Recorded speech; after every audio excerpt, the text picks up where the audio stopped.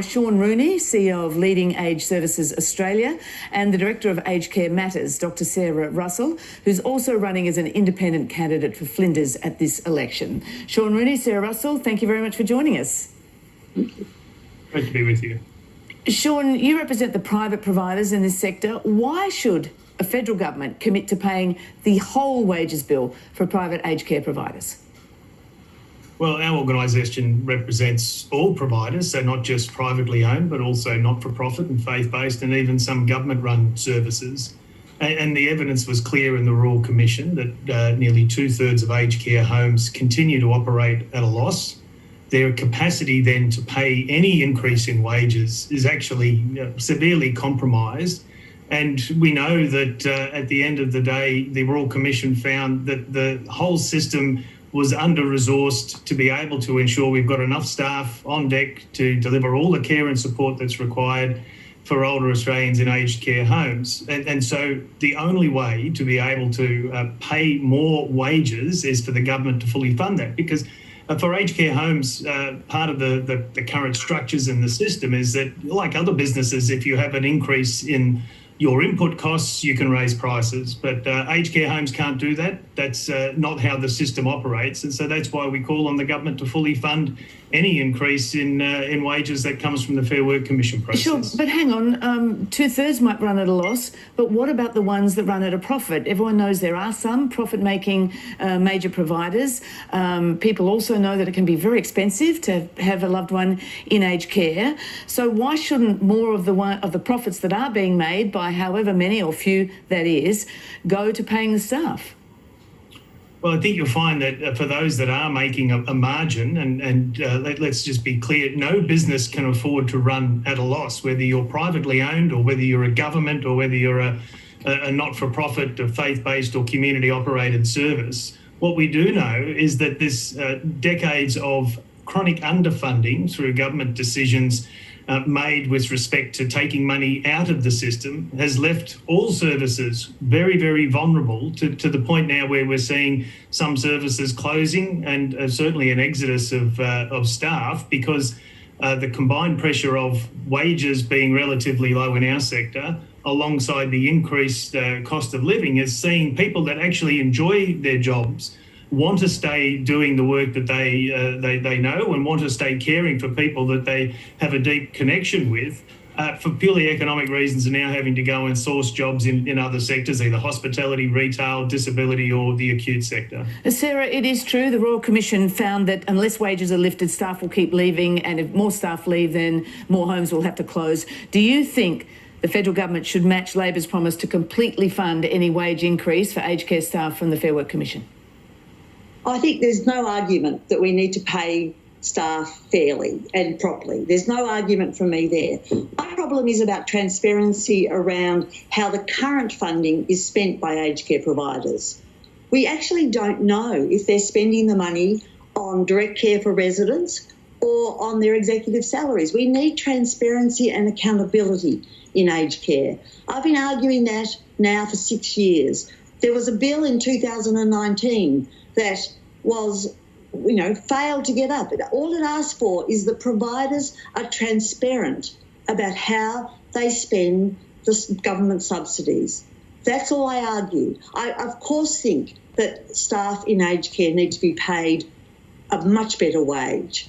That's the only way we're going to retain staff in aged care, by paying them properly for the work that they're doing. So, but if there's more transparency, Sarah, if that was built in, and I think that was part of Anthony Albanese's pitch the other day, and it was certainly one of the recommendations from the Royal Commission, if there was that transparency, do you think it's fair enough for the federal government of whichever colour to pick up the entire wages bill? Is that, is that really just, what has to happen? I don't actually think it's fair for private providers to insist that their staff salaries are paid by the government. I think they need to account for how they're spending the subsidies that they're currently given. I mean, are they spending on salaries? Are they spending it on food? Are they spending it on direct care for the residents? That's the question that we need to answer first. How are they spending? One of the things that the Royal Commission has said in their final report, that so often the government gives aged care providers money for a certain outcome and it is not spent like it was intended. That was a very important paragraph in the Royal Commissioner's final report.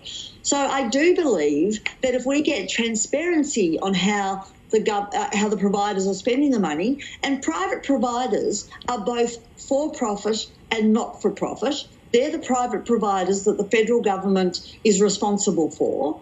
We want them to be transparent. There's been some terrible stories in the last few days about how some not-for-profit aged care homes have been spending their money. So we need transparency. That's my simple request. Sean Rooney, any resistance from your members to greater transparency and accountability? Well, I think, transparency is a process. Accountability is what we need to focus on. And, we've said this again for a long time. Well, they go hand in hand. I mean, if you're accountable, to be accountable, you need to be transparent in where you're spending the government funding. We've just seen, for instance, the government spend a fortune on a $10 increase per resident. And we've since found reports that still hasn't gone to the bottom line of spending more than $8 a day, I think it is, on food per resident. I mean, we can't just keep handing over money. No, and I think that's a fair point. When I talk about accountability, I guess I see it through two lenses. Firstly, we need to have appropriate measures, because we don't, and again, this was something the Royal Commission found, appropriate measures to determine what is the impact of the services that are being delivered on the people receiving that care or support. So basically, how do we demonstrate that we're delivering a positive difference in the lives of those older Australians receiving care in an aged care home or indeed in their own home? Because that will go a long way to be able to demonstrate what is actually delivered and the impact that makes in someone's life. The second point then is to say, cumulatively, if we look across the aggregation of the investment that the taxpayer makes into the aged care system, we should be able to say, relative to other systems in Australia or elsewhere, how much value for money that's being delivered. Now, at the moment, the whole argument gets almost sidelined by saying we need to know how much you spend on food, or how many people you have employed, or how many care minutes. They're useful things to know, but they are not proxies for quality. And that's really what we need to focus on here, is quality, and that means quality outcomes. Okay. So if we can get... Sarah, I want to come to you. I want to switch to another of the levers in better aged care, and that is the home care package. In recent years, the government spent a lot of money providing 80,000 more residential home care packages to try and keep people out of residential aged care in their own homes. But there are still many unhappy customers. Labor has announced it will put a cap on home care providers of the amount they can charge for agency fees, care plans, that sort of thing, basically implying that some people, some agencies are ripping off customers. Are people being ripped off?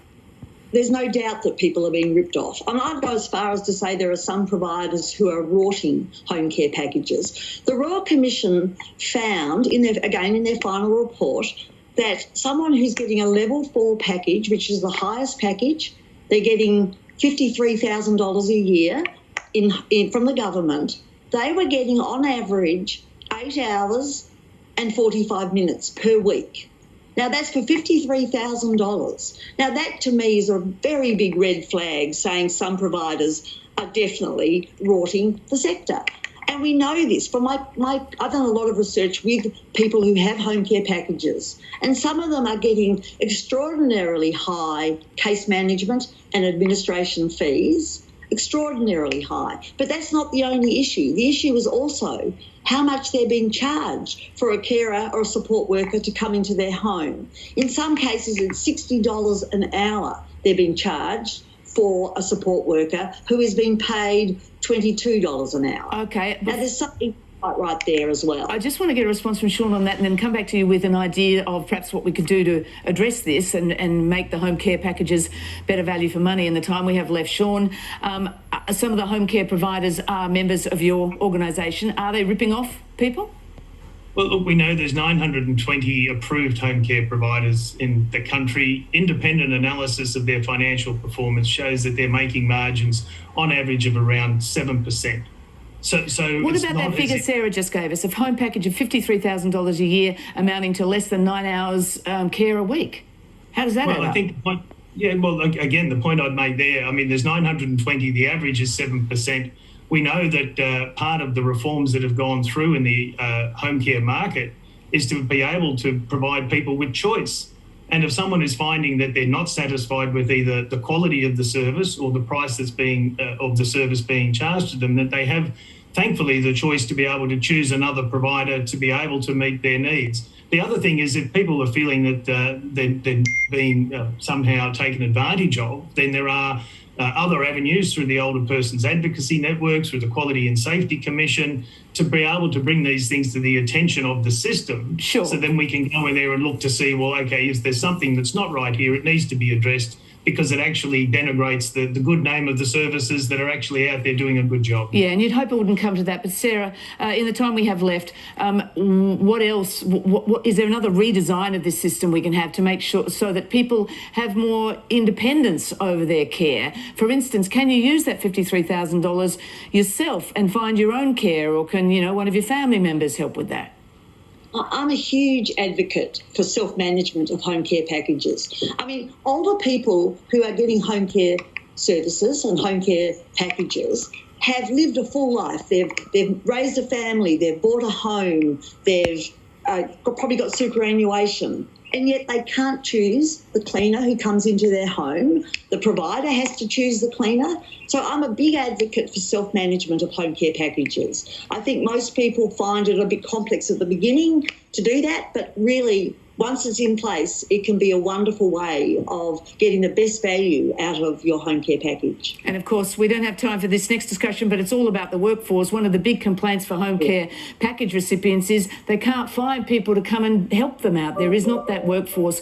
Just a quick one from you, Sarah. What did you think of the budget, which showed that $48 million to train 15,000 aged care workers and $2.4 billion to support apprenticeships in priority trades? Has the government got the balance right? It's about priorities, isn't it? This whole debate about aged care is embedded in a fairly ageist government. I think we're an ageing population. We need to start putting our priorities where they should be, and that's on human services like aged care, in my view. As I say, perhaps we'll have a whole nother discussion one day about the workforce, but Sean and Sarah, thanks very much for joining us. Thanks, Fran. My pleasure.